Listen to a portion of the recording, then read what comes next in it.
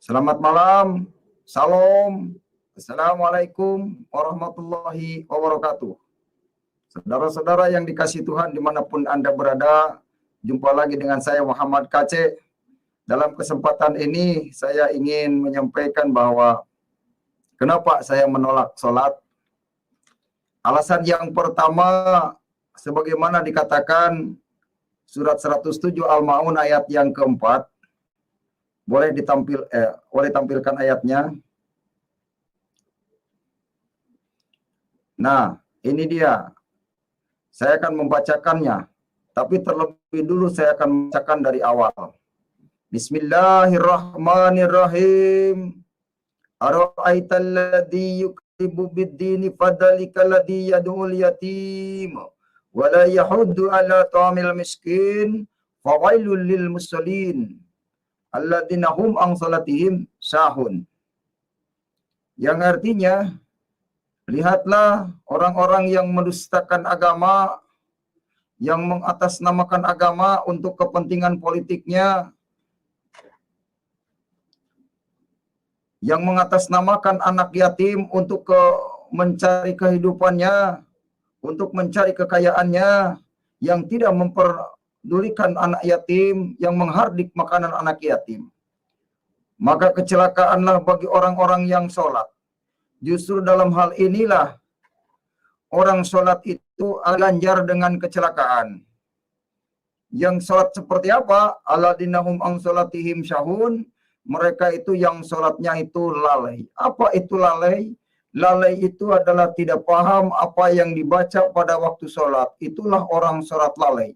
Sebagaimana didukung surat 4 An-Nisa ayat 43.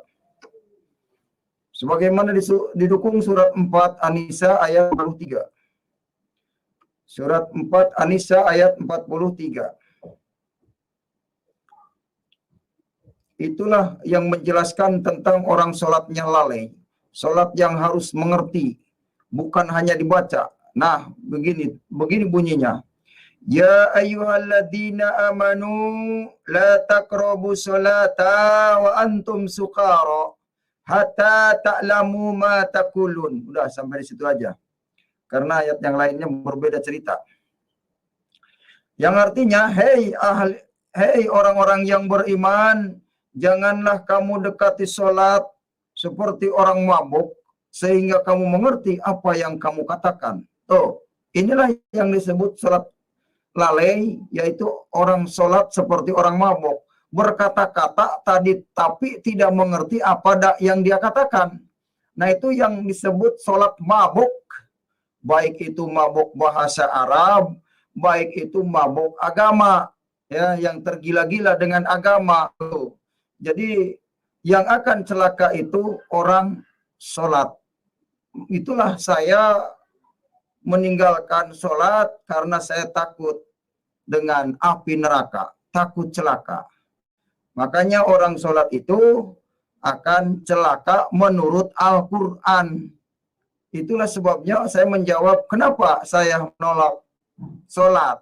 Karena sholat itu bukan untuk masuk surga. Sholat itu adalah mendirikan tiang agama. Sebagaimana hadisnya dikatakan, as-sholatu imaduddin. Sholat itu tiang agama. Man aqomaha faqad aqomadin, wa man tarakaha faqad hadamadin.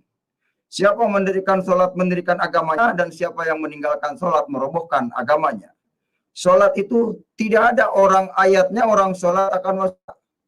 Dan tidak ada ayatnya di Al-Quran bahwa orang sholat akan dapat pahala surga. Tidak ada. Karena itu hanya mendirikan sholat tiang agama, sholat yang sia-sia.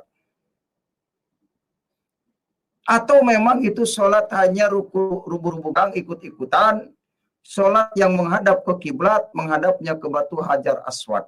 Nah, itu batu hitam. Itu dianggap sholat, padahal itu hanya mendirikan tiang agama, saudara. Jadi kita perlu sadar itu. Jangan merasa benar, tapi kita di hadapan Allah nol besar. Ada sholat yang dibenarkan oleh Allah, sebagaimana dikatakan surat 29 Al-Ankabut ayat 45. Surat 29 Al-Ankabut ayat 45. Itu solat yang benar-benar diperintahkan oleh Allah. Utauhiya ilaika minal kitab wa aqimus sholat. Inna sholata tanha anil fasai munkar. Ini salat yang benar. Bacalah kitab yang diwahyukan kamu dan dirikanlah solat. Sesungguhnya solat itu mencegah dari perbuatan-perbuatan keji dan munkar. Wallahu ya'lamu ma tasnaun. Dan Allah mengetahui apa yang kamu kerjakan. Jadi walaupun tidak teriak-teriak mau solat, tidak riak solatnya, Allah Maha tahu. Apa yang kamu kerjakan Allah Maha tahu.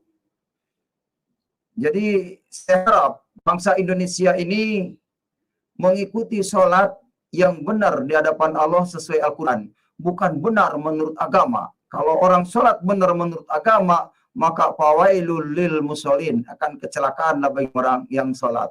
Terima kasih. Mudah-mudahan Anda terbuka hatinya mendengar.